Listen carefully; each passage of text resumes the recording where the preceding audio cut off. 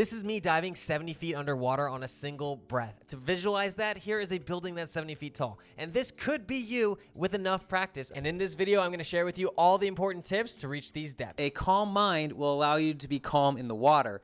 Now, when I first got into meditation, I thought it was kind of woo-woo, but then I realized that if you can sit in a chair for like 10 minutes with no problems, you're well on your way to go freediving. But I couldn't. When I first sat down in that chair, I barely got like a minute. Maybe two if I was being nice to myself. For a lot of us, our minds are just constantly racing all the time, and meditation helps slow it down. And eventually that distance between your thoughts is going to expand, and then you're going to be like, wow, I feel a lot more calm. And then you can just go start your freedive training. The next thing you're going to want to learn is equalization. And this is important because you don't want any pain while diving. And if you don't know how to equalize, you're going to have some build-up pressure in your ear, and it's going to be painful, and you can get a ruptured eardrum or something called barotrauma, fancy word. But basically, you're pinching your nose, you're putting the tongue to your roof of your mouth, and you're swallowing. It's kind of like this. Frenzel is like one of those things where you try, and then one day you get it, and then you're like, oh, wow, I remember how to do this forever. I don't always use Frenzel. I try my best. I would say it's like 70% of the time I do Frenzel. Sometimes I'll go back to bad habits and do some Valsalva, or sometimes I'll get lucky and get some no hands or some hands-free. When you're on the surface of the water, do a pre-equalization before you do your first dive. As you are diving, you're supposed to be equalizing consistently every like few feet, all the way until you get to the bottom. So when I first started diving, I just thought you do a couple equalizations and you're solid. No, keep equalizing all the way down. And if you feel pain, stop. And if it doesn't alleviate, go back to the surface. So when it comes to like hydration, make sure you drink plenty of water the day before and the day of. Make sure you don't push yourself. If you're feeling any pain, stop. Try to figure out what's going on. And sometimes you just have to call the dive off.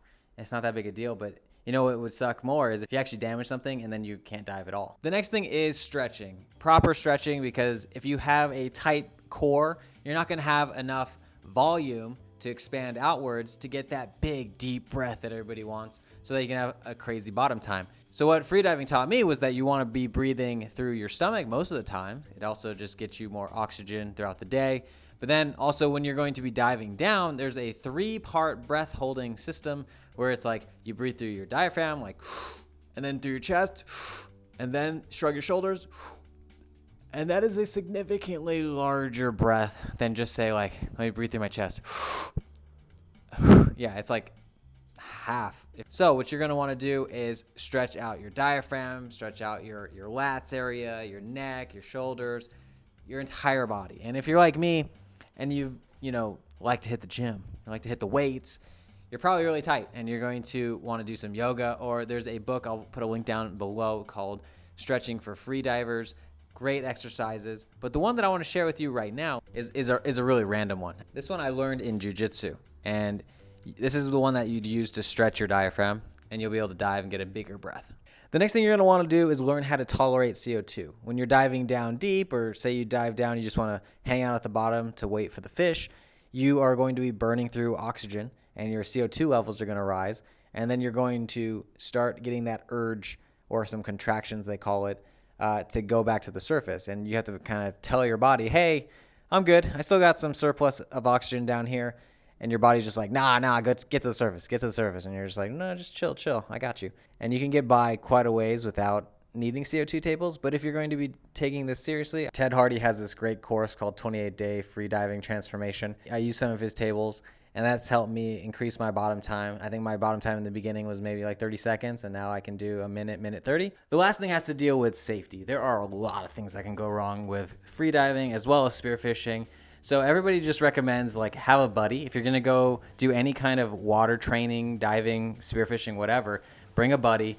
2 is better than 1. Multiple people watching over each other's back is critical. If you're going to be doing any kind of breathwork training, do not do it underwater, and don't do it while driving like a car or heavy machinery. You got to use your best judgment. If you are going to do them, make sure you have somebody spotting you, and make sure you trust that person, because shallow water blackouts happen. Why? Because when I first started spearfishing, my buddy had one, and we were diving at the oil rigs, and if I wasn't there watching him, he would be 200 feet under the water, probably still today, eaten by a whole bunch of critters. Like, I don't want any more people getting hurt in this sport. We've had a lot. I've only been diving for 6 years, and I've seen my fair share of people get hurt.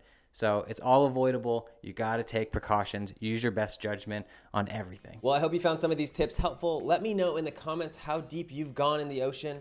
I'm gonna get back to my dive, but I think you will like this video next.